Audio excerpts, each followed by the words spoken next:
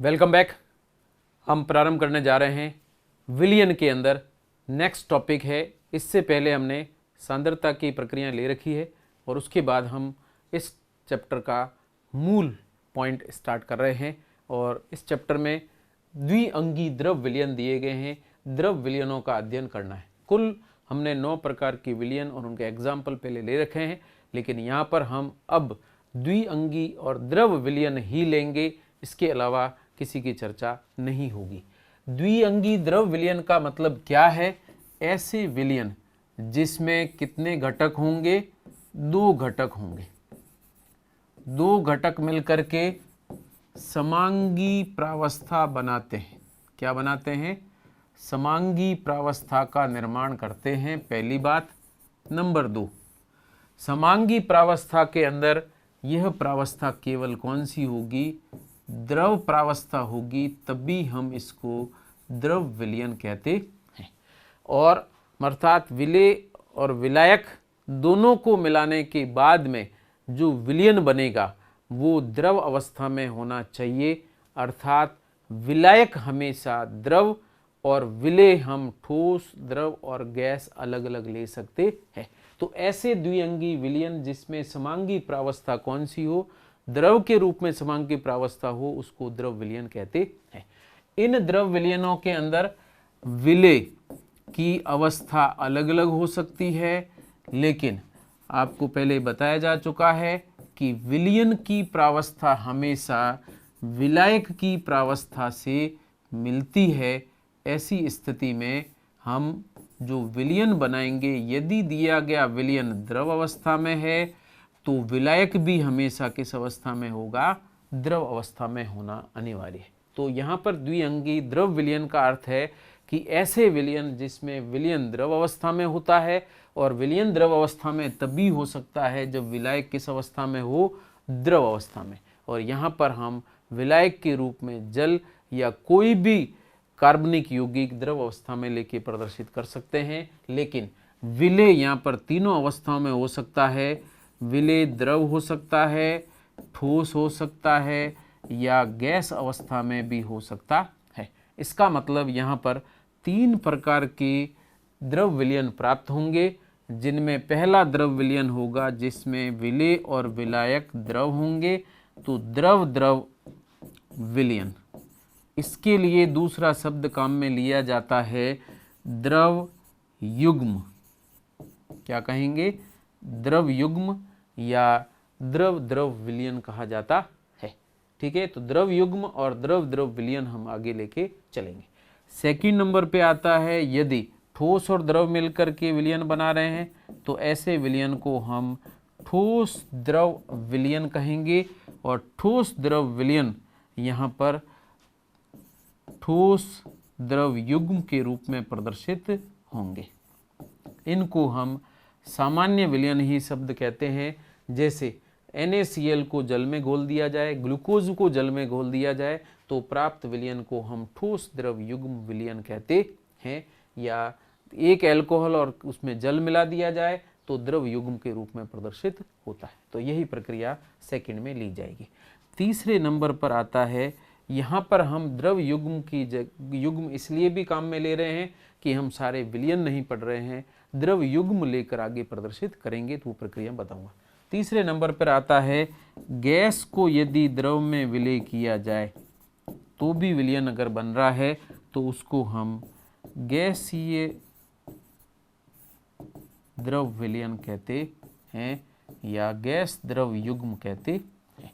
इन तीनों में से हम यहाँ पर द्रव युग्म या द्रव मिश्रण का अध्ययन करेंगे। द्रव युग्म में जरूरी नहीं विलयन बनता ही हो, तो ये इसका एक पार्ट है। द्रव द्रव विलयन के अंदर हम द्रव युग्म जब लेके चल रहे हैं तो द्रव युग्म में द्रव द्रव विलयन पूर्णतः घुलनशील भी हो सकते हैं, आंशिक घुलनशील भी हो सकते हैं, अघुलनशील भी हो सकते हैं। ऐसी स्थिति में हम जो टॉपिक लेके प्रारंभ करेंगे नेक्स्ट, वो है द्रव युग्म। द्रव विलयन नहीं है, अर्थात द्रव द्रव विलयन नहीं है, उसका थोड़ा सा मॉडिफाइड रूप है और उसी को हम आगे प्रदर्शित करते हैं। तो अपना जो मेन टॉपिक है वो है द्रव युग्म या कह सकते हैं द्रव मिश्रण। मिश्रण समांगी होगा तो उसको विलयन कहेंगे। अगर समांगी है तो उसको विलयन कहा जाएगा, और अगर समांगी नहीं है या विषमांगी है तो उसे विलयन नहीं कहते हैं। तो यहाँ पर हम दोनों प्रक्रिया लेके चलेंगे, विलयन भी होगा और विषमांगी भी होंगे, अर्थात विलयन नहीं होंगे, उनकी भी चर्चा करेंगे। तो यहाँ पर जो द्रव द्रव युग्म या द्रव द्रव मिश्रण दिए गए हैं ये 3 प्रकार के हो सकते हैं। अर्थात यदि दिए गए दोनों द्रव आपस में मिलाए जाएं या द्रव युग्म लिया जाए तो या तो ये दोनों आपस में एक दूसरे में पूर्णतः मिश्रणीय होंगे तो कहलाएंगे विलयन। आंशिक मिश्रणीय है तो उनको हम केवल मिश्रण कहेंगे, विलयन नहीं कहेंगे। और अगर अपूर्ण या अविश्रणीय है तो भी अलग अलग प्रावस्थाएं बनाएंगे तो उसको भी विलयन नहीं कहा जाता है। तो यहाँ पर द्रव मिश्रण या द्रव युग्म 3 प्रकार के हैं, जिसमें पहला है पूर्ण मिश्रणीय, पूर्ण मिश्रणीय द्रव युग्म। और अगर पूर्ण मिश्रणीय द्रव युग्म है तो इनमें विलयन बनेंगे। इनके लिए हम विलयन शब्द काम में ले सकते हैं। लेकिन दूसरे यदि अपूर्ण कह दीजिए, या इसके लिए शॉर्ट में लिखा जाता है आंशिक मिश्रणीय, पार्शियल मिसिबल। तो आंशिक मिश्रणीय या पार्शियल मिसिबल लिक्विड मिक्सचर या द्रव मिश्रण, पार्शियल मिसिबल या आंशिक मिश्रणीय द्रव मिश्रण। और आंशिक मिश्रणीय 2 द्रव लिए जाएं तो ये 2 भिन्न प्रावस्थाएं बनाते हैं, इसलिए इनको विलयन नहीं कहा जाता है। और तीसरे के अंदर हो जाएगा अमिश्रणीय, अर्थात ऐसे 2 द्रव मिश्रण ले रहे। द्रव मिश्रण 3 प्रकार के हैं, जिनमें पहला है पूर्ण मिश्रणीय द्रव युग्म, अर्थात ऐसे 2 द्रव जो एक दूसरे के साथ मिलाने पर पूर्ण मिश्रणीय हो जाते हैं तथा विलयन का निर्माण करते हैं। जैसे एक उदाहरण के रूप में लिया जाए जल मैथिल अल्कोहल, जल H2SO4, एसीटोन, एनिलीन, इनको आपस में मिलाया जाए 2-2 को, तो ऐसी स्थिति में द्विअंगी विलयन प्राप्त होता है। अर्थात पूर्ण मिश्रणीय द्रव युग्म एकल प्रावस्था का निर्माण करते हैं, तब इनको हम विलयन के नाम से प्रदर्शित करेंगे। और राउल का नियम इन पर आधारित है, इन्हीं के रूप में दिया गया। सेकंड हम ले रहे हैं आंशिक मिश्रणीय द्रव मिश्रण। ऐसे 2 द्रव जो एक दूसरे के साथ मिलाने पर, दोनों को यदि आपस में मिला दिया जाए तो पहला द्रव दूसरे में और दूसरा पहले में आंशिक रूप से मिश्रणीय होकर के भी 2 भिन्न प्रावस्थाएं निर्मित करते हैं। ऐसी स्थिति में इनको हम विलयन नहीं कहते हैं। और इनके अगर उदाहरण लिए जाएं तो पहला एग्जाम्पल हम ले रहे हैं जल प्लस ईथर। जल और ईथर का यदि मिश्रण लिया जाए तो ये दोनों एक निश्चित सामान्य ताप पर 2 भिन्न प्रावस्थाएं बनाते हैं, लेकिन दोनों एक दूसरे के अंदर विलयन के रूप में भिन्न प्रावस्थाएं निर्मित करते हैं। सेकंड इसमें लिया जाता है जल प्लस निकोटीन मिलाया जाए तो भी इसमें इसी तरह के 2 भिन्न प्रावस्था युक्त संतृप्त विलयन एक दूसरे के संपर्क में रहते हैं। और इसी तरीके से तीसरा एग्जाम्पल यदि जल तथा ट्राई एथिल एमीन लिया जाए, TEA, ट्राई एथाइल अमीन, तो इन दोनों का मिश्रण भी आंशिक मिश्रणीय होता है। इनके लिए विलयन शब्द काम में नहीं आता, और ये भी हम डिटेल में आगे पढ़ेंगे। तीनों प्रकार के विलयन अपने कोर्स में है। इसी तरीके से हम ले रहे हैं वापस अमिश्रणीय द्रव युग्म। ऐसे 2 द्रव जो एक दूसरे में पूर्ण अमिश्रणीय है तो स्वतंत्र रूप से 2 शुद्ध द्रवों की भिन्न भिन्न प्रावस्थाएं एक दूसरे के संपर्क में रहती है। कोई भी द्रव दूसरे द्रव में मिश्रणीय नहीं होता। तो यहाँ पर हम इस तरीके से कह सकते हैं पूर्ण मिश्रणीय विलयन बनाएंगे, आंशिक मिश्रणीय 2 विलयन एक दूसरे के साथ संपर्क में 2 प्रावस्थाएं बनाते हैं, और यहाँ पर 2 शुद्ध द्रव एक दूसरे के साथ संपर्क में रहकर 2 प्रावस्थाएं बनाते हैं। यहाँ पर 2 विलयन 2 प्रावस्थाएं बनाते हैं, अर्थात जल और ईथर मिलाकर हिला दिया जाए तो जल का ईथर में विलयन और ईथर में जल का जो विलयन बनेगा वो संतृप्त विलयन एक दूसरे के संपर्क में रहते हैं, लेकिन दो भिन्न प्रावस्थाएं प्रदर्शित होती। लेकिन द्रव युग्म की बात की जाए जो अमिश्रणीय है तो उसमें दो शुद्ध द्रव अलग अलग होंगे, इसमें किसी भी प्रकार की कोई अंतःक्रिया नहीं होगी। तो यहाँ पर हम एग्जाम्पल लें, जल में यदि बेंजीन मिला दिया जाए C6H6, दोनों पूर्ण अमिश्रणीय हैं, दो शुद्ध प्रावस्थाएं अलग अलग बनेगी। इसी तरीके से जल में कार्बन डाइसल्फाइड मिला दिया जाए CS2, तब भी दोनों की भिन्न और शुद्ध प्रावस्थाएं बनेगी, न जल इसमें घुलेगा न कार्बन डाइसल्फाइड इसमें घुलेगा। इसी तरीके से जल के साथ में यदि कार्बन टेट्राक्लोराइड मिला दिया जाए तब भी ये दोनों एक दूसरे में अमिश्रणीय ही बने रहते हैं, किसी प्रकार का कोई अंतःक्रिया इनके मध्य नहीं होती है। तो इस तरीके से पूर्ण अमिश्रणीय द्रव युग्म, आंशिक मिश्रणीय द्रव युग्म और ये है पूर्ण मिश्रणीय द्रव युग्म, इनको हम विलयन कहेंगे। और तीनों का वर्णन हम एक एक करके आगे लेते हैं। तो हम सर्वप्रथम प्रारंभ करते हैं फर्स्ट पार्ट, और फर्स्ट पार्ट के अंदर हम ले रहे हैं द्रव द्रव विलयन, जिसमें दोनों द्रव एक दूसरे के अंदर पूर्ण मिश्रणीय होते हैं, पहली शर्त। और अगर पूर्ण मिश्रणीय है तो ये समांगी प्रावस्था बनाते हैं, अर्थात विलयन का निर्माण करते हैं। और यहाँ पर दिए गए विलयन जो हैं, इन विलयनों की प्रकृति प्रदर्शित करने के लिए हम यहाँ पर राउल नियम का उपयोग करते हैं। तो यहाँ पर हम द्रव द्रव विलयन या पूर्ण मिश्रणीय द्रव युग्म या विलयन को प्रदर्शित करने के लिए, समझाने के लिए हम राउल्स के नियम का उपयोग करते हैं। तो हम पहली प्रक्रिया लेके चल रहे हैं, इसमें द्रव द्रव मिश्रण, और इसमें हम लेंगे राउल का नियम। ले रहे हैं राउल का नियम, इसको इंग्लिश में RAOULTS अपोस्ट्रोफी S लगा करके राउल्स लॉ कहा जाता है। और इसे हम इस नियम के द्वारा इन विलयनों की व्याख्या करते हैं। और इस नियम के आधार पर ये विलयन फिर आगे तीन भागों में विभाजित किए जाते हैं। विभाजन का आधार क्या है यहाँ पर? राउल का नियम। राउल नियम क्या है तो उसको समझने के लिए अब आप वापस ध्यान रखेंगे, हम यहाँ अगले पूरे चैप्टर में द्विअंगी विलयन ही लेंगे।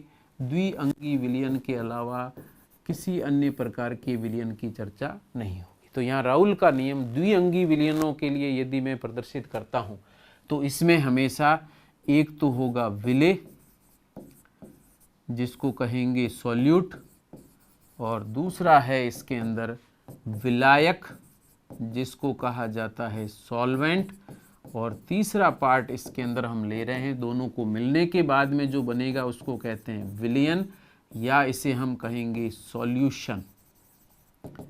इन तीनों के लिए अगर प्रदर्शित किया जाए तो मैं तीन घटक लेकर चल रहा हूँ। पहला हम सर्वप्रथम बात कर रहे हैं विलयन में इनके मोल भिन्न क्या क्या हैं, उनको प्रदर्शित करते हैं। विलयन में इनके आंशिक दाब क्या क्या हैं या वाष्प दाब क्या क्या हैं, उनको लेके चलते हैं। तो पहले मैं बात कर रहा हूँ विलयन में। ध्यान रखना, विलयन जब तक नहीं बनेगा तब तक मोल भिन्न नहीं होगी। तो विलयन में मोल भिन्न की बात करते हैं। तो इन तीनों विलयनों में मोल भिन्न अगर प्रदर्शित की जाए, विलेय की विलयन में मोल भिन्न, ध्यान रखना, विलेय की विलयन में मोल भिन्न को मैं प्रदर्शित करता हूँ x1 से, विलायक की विलयन में मोल भिन्न x2 से प्रदर्शित की जाए तो विलयन की मोल भिन्न इन दोनों के योग के बराबर और कितनी होगी? इकाई होगी। हम द्विअंगी विलयन को लेके चल रहे हैं। सेकंड हम इसके अंदर बात करेंगे वापस विलयन में।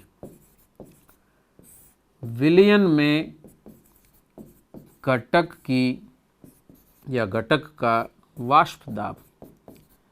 विलयन में ध्यान रखना, ये दोनों पॉइंट्स विलयन के लिए दिए गए, दोनों द्रव आपस में मिला दिए गए हैं, उसके बाद की बात है।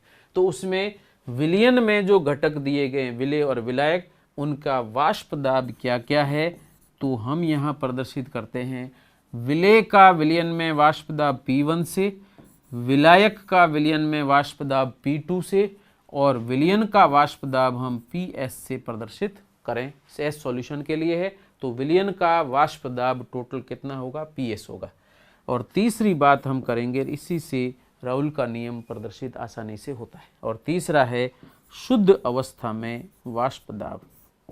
शुद्ध अवस्था में वाष्प दाब की बात की जाए तो शुद्ध अवस्था में वाष्प दाब, विलेय द्रव अवस्था में है तो इसका वाष्प दाब होगा, तो विलेय का शुद्ध अवस्था में वाष्प दाब हम P1 ऊपर नोट लगा के प्रदर्शित करें, विलायक के वाष्प दाब को P2 नोट लगाकर दर्शाया जाए, और विलयन चूंकि शुद्ध अवस्था में नहीं है, मिश्रण है, तो इसको हम इसके किसी वाष्प दाब को यहाँ प्रदर्शित नहीं करेंगे शुद्ध अवस्था में, जबकि मिश्रण के अंदर इसका वाष्प दाब PS विलयन वाष्प दाब के रूप में लिखा जाता है। तो इस तरीके से हम ये सामान्य प्रक्रिया को लेके आगे आपको राउल का नियम प्रदर्शित करेंगे। तो यहाँ आपको वापस ध्यान रखना है, X1 X2 क्या है, विलेय और विलायक की विलयन में मूल भिन्न है। P1 P2 क्या है, विलेय व विलायक का विलयन में वाष्प दाब है, विलयन में वाष्प दाब है। और P1 P2 नोट जो लिखा गया है, ये दोनों शुद्ध अवस्था में विलेय और शुद्ध अवस्था में विलायक का वाष्प दाब प्रदर्शित करते हैं। अब इसके बाद में राउल का नियम कहता है कि किसी भी विलयन में किसी एक घटक का वाष्प दाब, यानी ध्यान रखना, विलयन में किसी एक घटक का वाष्प दाब उस विलयन में विलेय की मूल भिन्न और शुद्ध अवस्था में विलयन के वाष्प दाब के गुणनफल के बराबर होता है। अर्थात मध्य वाला घटक जो मान दिया गया है वो ऊपर और नीचे दिए गए मानों के गुणनफल के बराबर होगा। तो राउल नियम क्या कहता है कि किसी विलयन में विलेय की वाष्प दाब का मान उस विलयन में विलेय की मूल भिन्न तथा शुद्ध अवस्था में वाष्प दाब के गुणनफल के बराबर होता है। तो हम इसको ऐसे प्रदर्शित कर सकते हैं, ध्यान से देखना, पूरा राउल नियम यही है। विलयन में विलेय या विलायक, कोई भी कर दीजिए, विलेय या विलायक का वाष्प दाब, विलयन में विलेय और विलायक का वाष्प दाब किसके बराबर होता है, वापस ध्यान देना, विलयन में विलेय या विलायक, इसकी दोनों की जगह हम एक शब्द काम में ले सकते हैं, घटक। तो विलयन में विलेय या विलायक या घटक का वाष्प दाब, घटक की मूल भिन्न तथा गुणनफल के रूप में हम प्रदर्शित करेंगे शुद्ध अवस्था में वाष्प दाब। शुद्ध अवस्था में वाष्प दाब। तो अब आप अगर प्रदर्शित करें कोई भी घटक, जो विलेय लिया है, विलेय का वाष्प दाब ले रहे हैं तो विलेय की वाष्प दाब शुद्ध अवस्था में लेंगे, विलायक का वाष्प या विलायक का वाष्प दाब प्रदर्शित कर रहे हैं तो उधर हम क्या ले लेंगे, विलायक के शुद्ध अवस्था में वाष्प दाब को प्रदर्शित करेंगे। तो इस तरीके से विलयन में किसी एक घटक का वाष्प दाब P है, अगर मैं विलेय के लिए प्रदर्शित करता हूं तो P1 हो जाएगा, किसके बराबर होगा, विलयन में उस घटक अर्थात विलेय की मूल भिन्न हमने X1 से दर्शाई थी, इनटू शुद्ध अवस्था में उस घटक के वाष्प दाब के गुणनफल के बराबर। तो विलेय के लिए, तो विलेय का विलयन में वाष्प दाब, विलेय का विलयन में वाष्प दाब, ठीक है, विलेय की विलयन में मूल भिन्न और शुद्ध अवस्था में वाष्प दाब के गुणनफल के बराबर है। इसी तरीके से यदि मैं विलायक के लिए प्रदर्शित करता हूं तो P2 बराबर हो जाएगा X2 इंटू P2 नोट, और इसे हम क्रमशः समीकरण नंबर 1 और समीकरण नंबर 2 से दर्शाएं तो यही समीकरण 1 और 2 राउल के नियम को प्रदर्शित करते हैं। तो नियम क्या हो जाएगा, विलयन में किसी एक घटक का वाष्प दाब विलयन में उस घटक की मूल भिन्न तथा उस घटक के शुद्ध अवस्था में वाष्प दाब के गुणनफल के बराबर होता है, और इसी को हम राउल नियम कहते हैं या राउल्स लॉ कहा जाता है। जिसको P1 equal to x1 into P1 naught और P2 equal to x2 into P2 note के द्वारा प्रदर्शित किया जाता है। और यहाँ पर हम P1 P2 क्या है, x1 x2 क्या है, P1 नोट P2 नोट क्या है, उसको इस तरीके से प्रदर्शित करते हैं।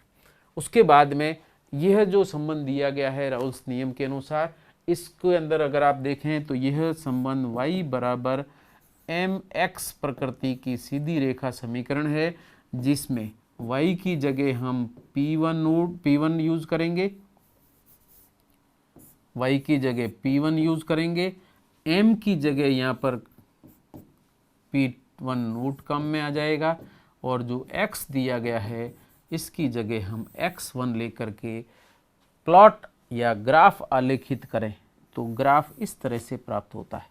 ये y एक्सिस है, ये x एक्सिस है। यहाँ पर y एक्सिस पर आपको लेना है P1 अर्थात विलेय का विलयन में वाष्प दाब, और यहाँ पर x एक्सिस पर हम ले रहे हैं x1 अर्थात x1 का मान 0 से लेकर ये आगे बढ़ेगा।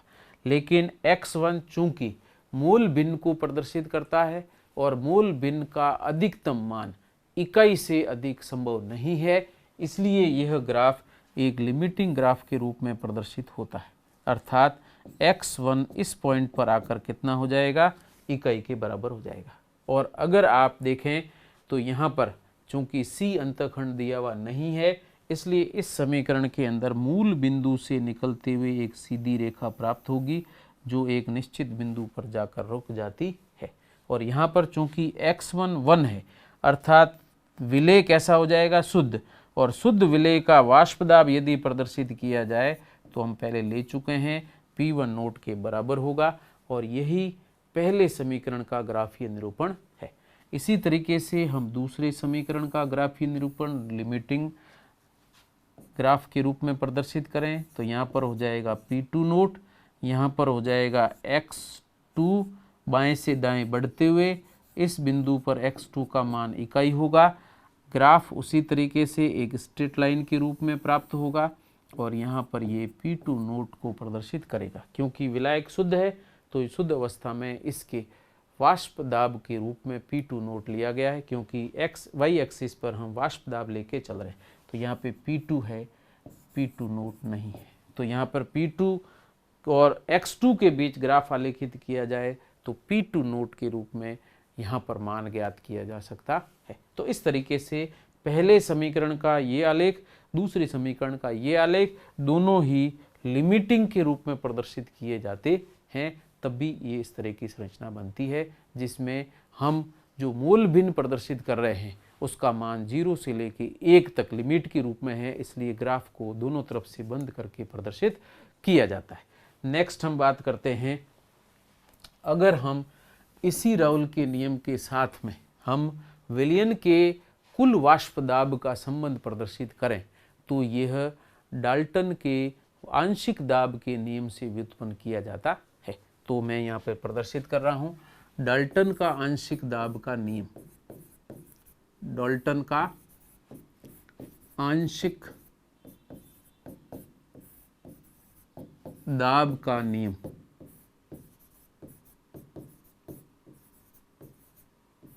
ठीक है, और यहाँ पर हम इस आंशिक दाब के नियम को किस रूप में लेंगे, वाष्प दाब के रूप में प्रदर्शित करते हैं।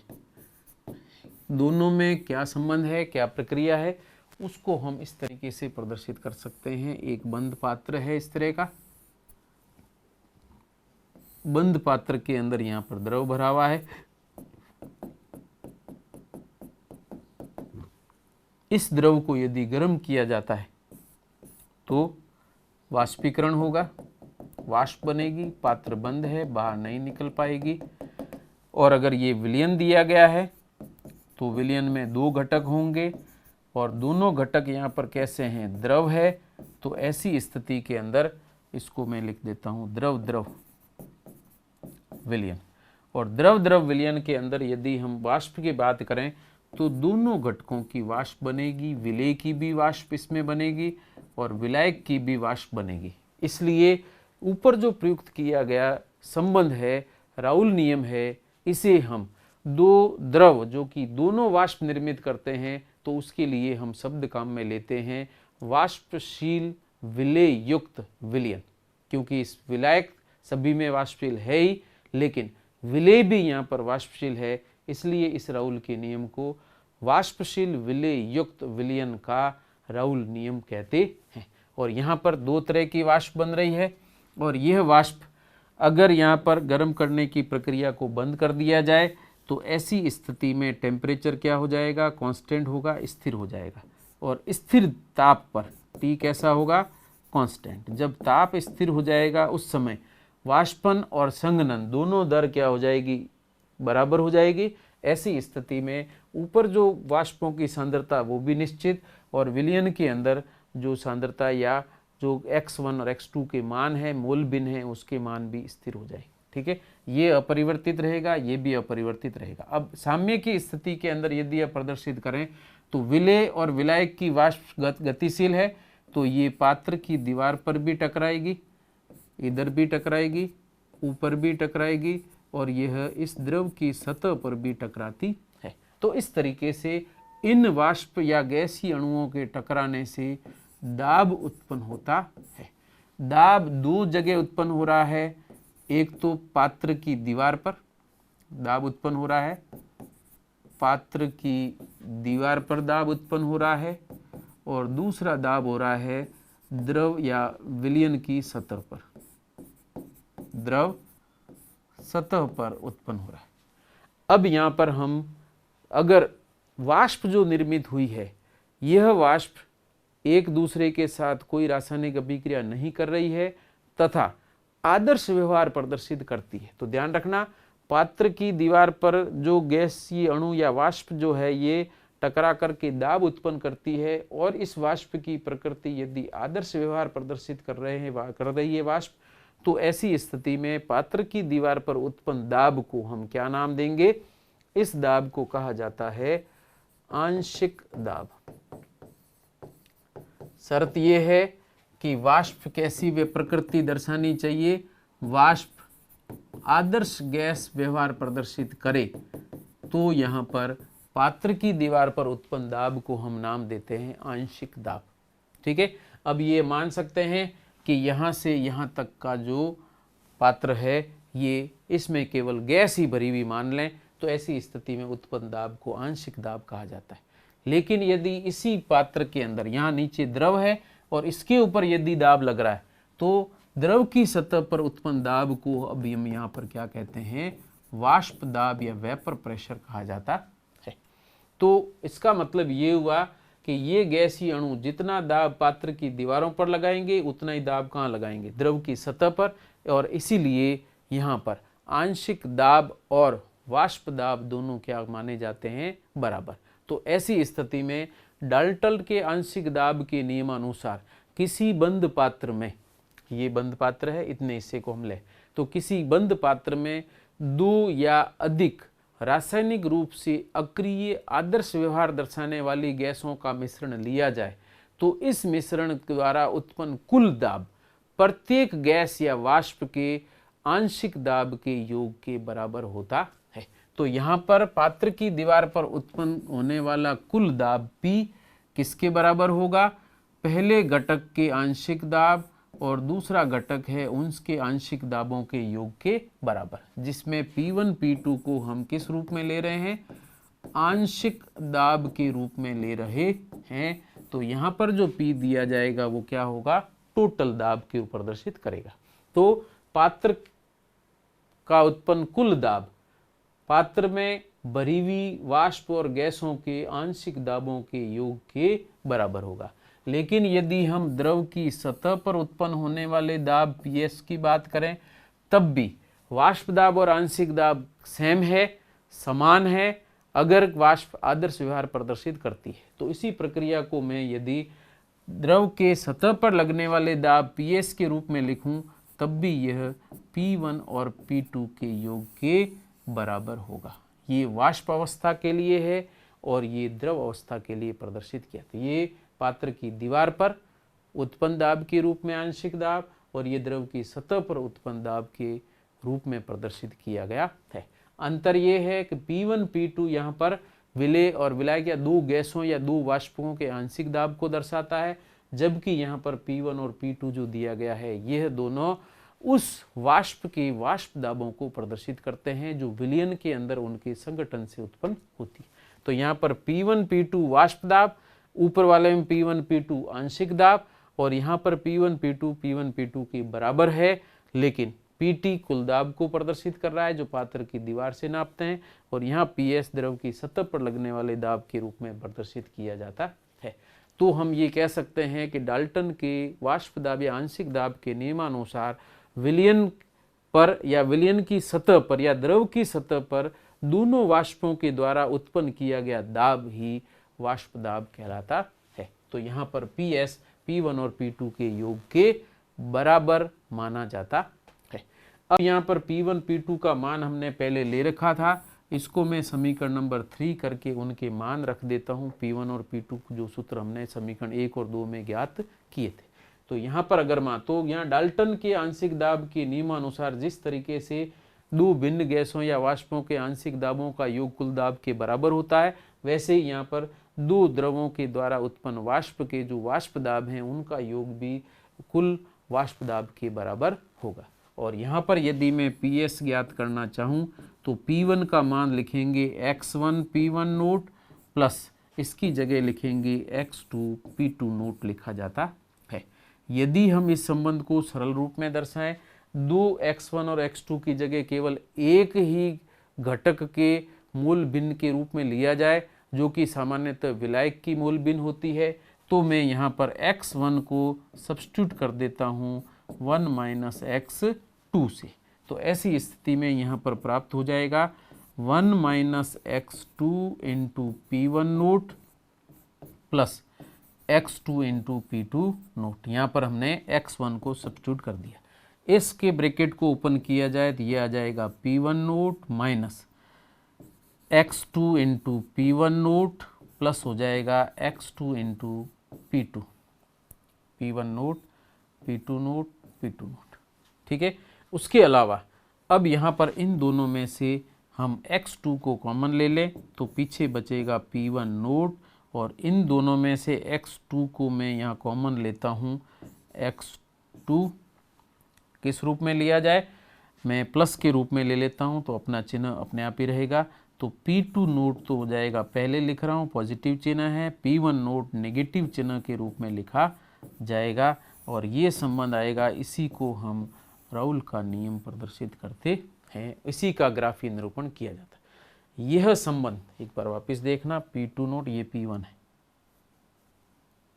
P1 नोट है, और यह संबंध सामान्यतः P2 नोट का मान P1 नोट के मान से अधिक है, तभी हम इसको इस संबंध के रूप में प्रदर्शित करते हैं, तभी यह चिन्ह उसी रूप में काम करेंगे और उसी का ग्राफीय निरूपण किया जाता है। तो एक बार वापस देखें, Ps अर्थात विलयन का कुल दाब या कुल वाष्प दाब P1 naught plus x2 into P2 naught minus P1 note के अंतर के गुणनफल के रूप में प्रदर्शित किया जाता है, और यही राउल के नियम को दर्शाता है। तो हमारे पास में आएगा Ps equal to P1 naught plus x2, और फिर P2 नोट में से P1 नोट को घटाते हैं। तो यह संबंध आएगा इस तरीके से, हमारे पास में विलयन का वाष्प दाब बराबर P1 नोट, ठीक है, और यहाँ पर हो जाएगा माइनस x2, और अंदर बच रहा है P2 naught minus P1 note, यहाँ पर चिन्ह प्लस है। तो ये आ गया आपके पास में, एक बार चेक कर लीजिए, यहाँ था P1 नोट प्लस x2 करके प्रदर्शित कर रहे हैं, तो ये प्रक्रिया आ जाएगी Ps equal to P1 naught plus x2 into P2 naught minus P1 naught, और यही संबंध समीकरण नंबर 4 के द्वारा लिखा जाएगा, और यह संबंध वास्तव में y बराबर c plus x into m प्रकृति का सीधी रेखा समीकरण है, जिसमें दिया गया c इंटरसेप्ट या अंतःखंड कहलाता है, जो y अक्ष से ज्ञात किया जाता है, और दूसरा जो दिया गया है यहाँ पर m, ये इसका स्लोप या ढाल कहलाता है, और इसे हम x अपॉन y के अनुपात के रूप में ज्ञात करते हैं। और ढाल या स्लोप tan थीटा से भी ज्ञात कर किया जा सकता है। और बाकी x2 का मान जो हम y x एक्सिस पर रखकर लिखेंगे और ps को y एक्सिस पर रखकर ग्राफीय निरूपण किया जाता है। तो यदि इस समीकरण 4 का ग्राफ प्रदर्शित किया जाए या कर्व प्रदर्शित किया जाए तो इस तरह का कर्व बनेगा। यहाँ पर आप लिमिटिंग कर्व नोट करेंगे, x एक्सिस है और ये दोनों y एक्सिस है। y एक्सिस पर हम प्रदर्शित कर रहे हैं PS या विलयन का कुल दाब और इस x एक्सिस पर हम यूज करेंगे x2 का मान बाएं से दाएं बढ़ेगा, यहाँ पर होगा 0, तो यहाँ तक x2 होकर के अधिकतम कितना होगा 1। चूंकि यहाँ पर हम संघटन लेके चल रहे हैं, दो द्रव आपस में मिला के चल रहे हैं, तो यदि पहले द्रव दूसरे द्रव के लिए मोल बिन 0 है तो यहाँ पर पहले द्रव की मोल बिन अधिकतम होगी और यहाँ पर पहले द्रव की मोल बिन 0 होगी। तो x2 तो बाएं से दाएं बढ़ेगा, लेकिन x1 है ये दाएं से बाएं जाने पर बढ़ेगा। तो ये बाएं से दाएं बढ़ रहा है, ये दाएं से बाएं जाने पर बढ़ रहा है और किसी निश्चित बिंदु पर इनके मान निश्चित x1 x2 के रूप में दर्शाए जाते हैं। इस ग्राफ के अंदर यदि आप देखें PS और x2 के बीच ग्राफ आलेखित किया गया है, तो यहाँ पर ये जो मान दिया गया ये P2 naught minus P1 note, ये क्या है ढाल, और ढाल का मान या चिन्ह कैसा रहता है पॉजिटिव रहता है। इसका मतलब इन दोनों के बीच में जो आरेख होगा वो इस तरह से प्रदर्शित होगा। यहाँ पर चूंकि x1 शुद्ध अवस्था में है इसलिए यहाँ पर जो दाब होगा उसको P1 नोट से प्रदर्शित करेंगे, या x2 शुद्ध अवस्था में है तो यहाँ पर जो उनका दाब होगा शुद्ध अवस्था में वो विलायक के शुद्ध अवस्था में वाष्प दाब को प्रदर्शित करेगा। और ये जो आरेख दिया गया है वो इस रूप में दर्शाया जाता है। अब इस परिस्थिति के अंदर हम प्रदर्शित करें तो P1 नोट कहाँ से प्राप्त होगा, y एक्सिस पर जो x2 का मान 0 है उसी से P2 P1 नोट प्राप्त होता है, जो कि यहाँ पर दिया गया है और उसी को हम इसी से ज्ञात करते हैं। ये ग्राफ बनाया गया है जिसके अंदर P2 नोट का मान P1 नोट के मान से अधिक है, तभी इसी तरह का ग्राफ बनेगा, नहीं तो ग्राफ ऊपर से नीचे की लाइन में बनेगा यदि P1 नोट का मान P2 से अधिक है। तो अभी हम ले रहे हैं P2 note greater than P1 note, तभी ये ग्राफ इस तरीके से बनता है। इसके अलावा जो दो ग्राफ हमने पहले बनाए थे उनको भी यदि इसमें शामिल कर दिया जाए तो यहाँ पर एक ग्राफ इस तरह का प्राप्त होगा और दूसरा ग्राफ इस तरह का प्राप्त होगा।